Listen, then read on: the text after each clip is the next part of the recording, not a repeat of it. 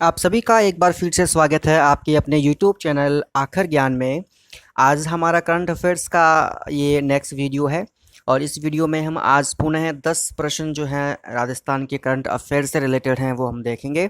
तो शुरू करते हैं हम पहले सवाल से। पहला क्वेश्चन हमारा स्क्रीन पे आपके सामने है। राजस्थान इंटरनेशनल सेंटर का निर्माण कहाँ किया जाएगा? वैसे तो राजस्थान इंटरनेशनल सेंटर ये आज नहीं, ये 9 साल पुराना है, लेकिन सरकार परिवर्तन हो जाने के बाद से इसका जो कार्य था वो ठंडे बस्ते में चला गया था। इसलिए वापस पुनः अशोक गहलोत सरकार आने के बाद राजस्थान इंटरनेशनल सेंटर का काम वापस परवान चढ़ा और जयपुर के अंदर इस सेंटर का निर्माण जो है वह किया जा रहा है। और ये जयपुर के अंदर कहाँ? झालाना संस्थानिक जो सेंटर है वहाँ पे झालाना के अंदर इसका निर्माण कार्य होगा। लगभग इसके ऊपर 100 करोड़ रुपए जो है वो खर्च किए जाएंगे। सरकार ये खर्च कर रही है, लगभग कार्य पूर्ण हो चुका है, इसकी शुरुआत होने वाली है। यह 7 मंजिला जो है इमारत होगी और इस 7 मंजिला भवन के अंदर जो है इसको इंडिया इंटरनेशनल सेंटर की तर्ज के ऊपर बनाया गया है। जो दिल्ली के अंदर जो इंडिया इंटरनेशनल सेंटर है उसी के हिसाब से राजस्थान के अंदर भी इस प्रकार का बैंक्वेट हॉल, इसके अंदर सारा जो है वह कॉन्फ्रेंस हॉल सब कुछ होगा। और राजस्थान इंटरनेशनल सेंटर की विशेषता क्या है? इसकी विशेषता यह है कि ये राजस्थान के स्थापत्य कला के तर्ज पर बनाया गया है, यानी कि इसके अंदर हमें यहाँ के हेरिटेज, जो हमारा जो ऐतिहासिक हेरिटेज, हमारा जो स्वरूप है वो हमको देखने को मिलेगा। मतलब यहाँ पे मंडोर की छतरियों से लेकर के, यानी जोधपुर से लेकर के जयपुर आमेर की जितने भी जो किले हैं उनके स्वरूप को हमको देखने को यहाँ पे मिलने वाला है। तो ये बहुत ही शानदार होने वाला है राजस्थान इंटरनेशनल सेंटर। चलिए, इस प्रश्न के बाद हम चलते हैं नेक्स्ट प्रश्न की तरफ। नेक्स्ट प्रश्न हमारा है प्रश्न संख्या 2। राजस्थान सरकार ने किस निशानेबाज खिलाड़ी को 25 बीघा भूमि प्रदान की है? तो वो कौन सी खिलाड़ी है जिसको राजस्थान सरकार ने, निशानेबाज हैं वो, उनका नाम है अपूर्वी चंदेला। अपूर्वी चंदेला को 25 बीघा भूमि जो है वो प्रदान की गई है। अपूर्वी चंदेला एक निशानेबाज है और निशानेबाज, वो किस निशानेबाज की हम बात करें तो वो है 10 मीटर जो एयर राइफल होती है उनमें निशाना लगाती है। और इन्होंने भारत के लिए अब तक लगभग 80 प्लस जो है वो पदक जीते हैं। न केवल अपने जो एशिया गेम्स हैं, एशियन गेम्स के अंदर, उसके अलावा बाकी जो यहाँ के जितने भी कॉम्पिटिशन्स हुए हैं उनके अंदर भी इन्होंने काफ़ी पदक जीते हैं। उनके लिए राजस्थान सरकार ने इनको अर्जुन अवार्ड से भी सम्मानित किया था। ठीक है, तो ये अर्जुन अवार्डी भी हैं, आपको ये भी ध्यान रखना है, इनको अर्जुन अवार्ड भी प्रदान किया गया है। उसके अलावा इनको हम बात करें, ये 25 बीघा जो ज़मीन दी गई है वो 25 बीघा ज़मीन कहाँ दी गई है? यह ज़मीन इनको बीकानेर के अंदर गांव है जिसका नाम है बीठनोक गांव। ठीक है, बीकानेर में गांव का नाम है जिसका नाम है बीठनोक गांव है। और यह ज़मीन कोई ऐसे नहीं है, ज़मीन बिल्कुल सिंचित ज़मीन है जहाँ पे इंदिरा गांधी नहर का पानी जो है वहाँ तक पहुँचता है। इसलिए 25 बीघा भूमि जो है वो काफ़ी इनके लिए मायने रखती है। चलिए, इस प्रश्न के साथ हम बढ़ते हैं नेक्स्ट प्रश्न की तरफ। अगला प्रश्न हमारा बालिकाओं से संबंधित, उनके आत्मरक्षा से रिलेटेड। राजस्थान में बालिकाओं को आत्मरक्षा प्रशिक्षण देने के लिए कौन सा अभियान चलाया जाएगा? ठीक है, चलाया जाएगा मतलब चल रहा है एट प्रेजेंट। रानी लक्ष्मीबाई आत्मरक्षा प्रशिक्षण जो है वह चल रहा है। और राजस्थान के अंदर इसकी जो एक टैगलाइन है, मुझ में है दम नहीं किसी से कम। ठीक है, रानी लक्ष्मीबाई आत्मरक्षा प्रशिक्षण की टैगलाइन, मुझ में है दम नहीं किसी से कम। और यह जो प्रशिक्षण है राजस्थान के अंदर भी चल रहा है और भारत सरकार का ये एक प्रशिक्षण अभियान है, ये भारत सरकार के द्वारा इसको चलाया गया है। ये हमको इसमें ध्यान रखना है, भारत सरकार के द्वारा है और सभी देश के अंदर सभी जो जितने भी हमारे स्टेट्स हैं उनके अंदर ये प्रोग्राम चल रहा है।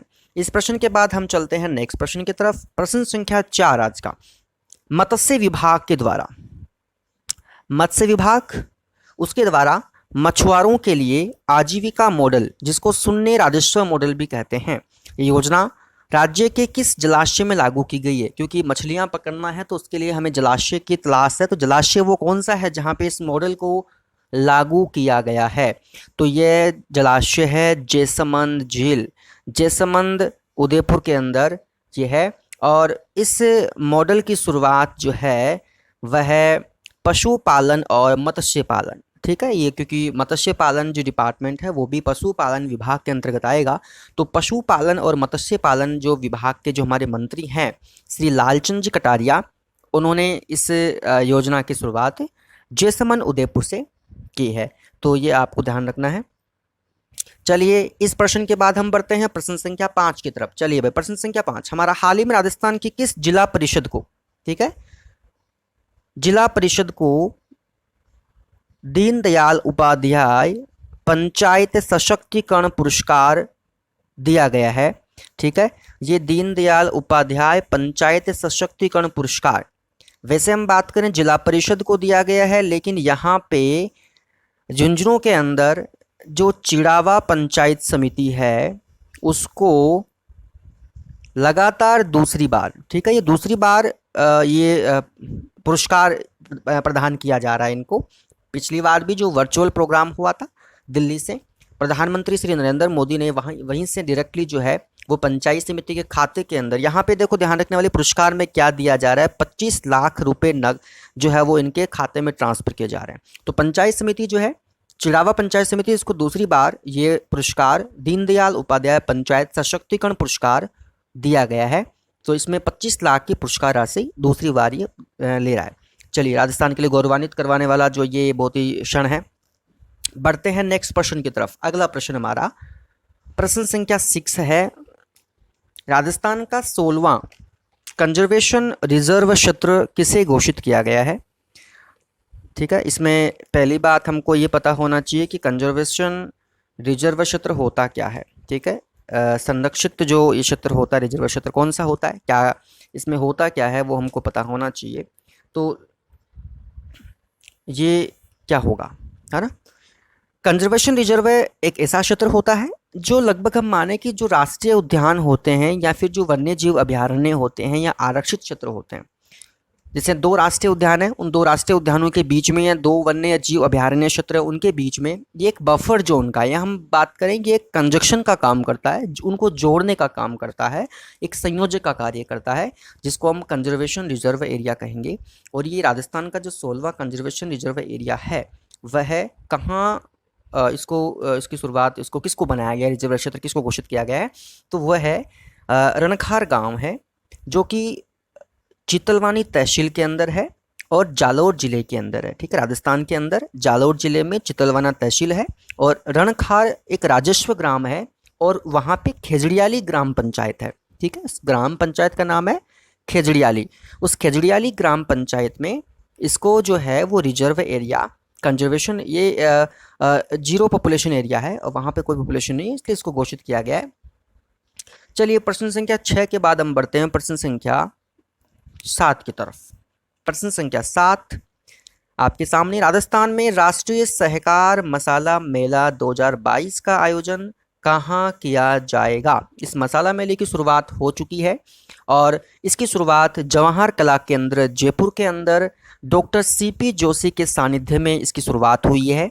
और मसाला जो सहकार मसाला मेला है तो ज़रूरी है कि वहाँ पे सहकारिता मंत्री की उपस्थिति भी हो, इसलिए सहकारिता मंत्री कौन है, उदयलाल आंजना। तो उदयलाल आंजना भी उस समय इस जब आयोजन की शुरुआत हुई थी उसमें वहाँ उपस्थित थे। और इस मसाला मेले की विशेषता क्या है, इस मसाला मेले की विशेषता ये है कि यहाँ पे देश भर से जितने भी राज्य हैं वहाँ की सहकारी समितियों के जितने भी लोग हैं वो अपने अपने जो हैं वो मसाले लेकर के यहाँ पे लगाते हैं। और वो मसालों की खासियत ये है कि यह ऑर्गेनिक मसाले होते हैं। ठीक है, तो ऑर्गेनिक स्पाइसेस ये लोगों के द्वारा इनको मिलेंगे, ऑर्गेनिक खेती के द्वारा बनाए गए मसाले होंगे। क्योंकि आज हम देख रहे हैं वर्तमान समय में जितने भी खेती हम कर रहे हैं उनके अंदर हम कीटनाशकों का, दवाइयों का प्रयोग कर रहे हैं, है ना। तो इसलिए उनसे अलग लोगों को बिना दवाई कीटनाशकों के जो मसाले हैं वो इन सहकारी समितियों के माध्यम से प्राप्त होंगे। तो ये बहुत ही अच्छा प्रोत्साहन, ये बहुत ही अच्छा जो उत्साह लोगों के देखने को मिल रहा है। चलिए इस प्रश्न के बाद हम बढ़ते हैं नेक्स्ट प्रश्न की तरफ। अगला प्रश्न हमारा है, ब्राजील में होने वाले डेफ ओलंपिक गेम्स ठीक है। डेफ ओलंपिक गेम्स कहाँ हो रहे हैं? ब्राज़ील में हो रहे हैं, आपको ये भी ध्यान रखना है, ब्राज़ील। ठीक है, ये दक्षिणी अमेरिका का देश है ब्राज़ील, वहाँ हो रहे हैं। और इसमें भारत का प्रतिनिधित्व प्रदेश के किस खिलाड़ी के द्वारा किया जाएगा? तो वो खिलाड़ी है गौरांशी शर्मा। और ये गौरांशी शर्मा बैडमिंटन की प्लेयर हैं और ये मूक बधिर है, क्योंकि डेफ ओलंपिक गेम्स है ही किनके लिए? जो मूक बधिर प्लेयर्स हैं उनके लिए है। तो गौरांशी शर्मा जो है वो कोटा के अंदर जो है, कोटा से हैं। और ये कोटा से हैं। और हम बात करें भारत से, केवल 4 प्लेयर्स ऐसे हैं जिनका नाम यहाँ पे सिलेक्ट किया गया है, उसमें गौरांशी शर्मा कोटा से, ये राज्य का नाम गौरवान्वित करवाने वाला उन्होंने काम किया है, तो उनका नाम उसमें वो देश का प्रतिनिधित्व वहाँ पे करने वाले हैं। इस प्रश्न के बाद में हम चलते हैं नेक्स्ट प्रश्न की तरफ। अगला प्रश्न हमारा प्रश्न संख्या 9। प्रश्न संख्या 9 है इसरो। ठीक है, इसरो के द्वारा संचालित हो रहा है, जिसका प्रोग्राम का नाम है युविका प्रोग्राम, युविका 2022। युविका का मतलब क्या है? यू से यहाँ पे मतलब है युवा, और वी का मतलब है विज्ञानी, और का मतलब है कार्यक्रम। युविका यानी कि युवा विज्ञानी कार्यक्रम 2022। इस प्रोग्राम के अंदर, ये प्रोग्राम संचालित हो रहा है इसरो के द्वारा, यानी इंडियन स्टेट रिसर्च ऑर्गेनाइजेशन के द्वारा ये प्रोग्राम संचालित हो रहा है। तो राजस्थान से एक छात्र को सिलेक्ट किया है यंग साइंटिस्ट के तौर पर, और उनका नाम है शौर्य यादव। ठीक है, शौर्य यादव उनका नाम है, उनका यहाँ पे सिलेक्ट किया गया है।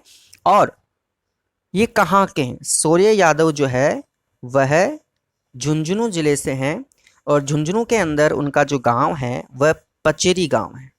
ठीक है, पचेरी गांव से ये है। और इन्होंने क्या ऐसा कुछ तैयार किया था जिसके लिए इनको साइंटिस्ट के तौर पर चुना गया है? इन्होंने एक्सीडेंट कंट्रोल, कहाँ पे? जो हिली एरियाज़ होते हैं, पहाड़ी क्षेत्र होते हैं, उनके अंदर इन्होंने एक्सीडेंट कंट्रोल का एक इस प्रकार का मॉडल तैयार किया है जिसके लिए इनको चुना गया है। और आगे इनको अब क्या होगा? इसरो के द्वारा 15 दिन की ट्रेनिंग इनको दी जाएगी। ठीक है, देश के जो भी नामी साइंटिस्ट होंगे वो इनको 15 दिन की ट्रेनिंग प्रदान करेंगे। इनको अहमदाबाद सेंटर्स में ट्रेनिंग दी जाएगी। चलिए, अब इस प्रश्न के बाद अंतिम हमारा आज का जो करंट अफेयर्स का क्वेश्चन था। हाल ही में राजस्थान के अंदर आकाश मिसाइल का परीक्षण किया गया है, और सफल परीक्षण किया गया है। वो कहाँ किया गया? पोखरण जो फायरिंग जो रेंज फील्ड है वहाँ जैसलमेर के अंदर, वहाँ पे इसका परीक्षण किया गया है। और आकाश मिसाइल जो होती है वो ज़मीन से आसमान में मार करती है, ज़मीन से आसमान में ये मार करती है, आकाश में। और ये बनाई गई है DRDO के द्वारा। DRDO defence research and development organisation है। DRDO और सेना के द्वारा इसका सफल परीक्षण किया गया है जैसलमेर के अंदर। और ये लगभग 30 किलोमीटर दूरी की हम बात करें, और 18,000 फीट ऊंचाई तक ये अपनी मारक क्षमता यह मिसाइल रखती है। ये भारत के लिए बहुत ही अच्छा क्षण है। अब हम बात करते हैं आज के इस करंट अफेयर्स के बाद। यदि आप चैनल के ऊपर नए हैं, यदि आपको वीडियो अच्छा लगा है तो वीडियो को लाइक कीजिए, वीडियो को शेयर कीजिए, और यदि चैनल सब्सक्राइब नहीं किया है तो सब्सक्राइब भी कीजिए। तब तक के लिए धन्यवाद।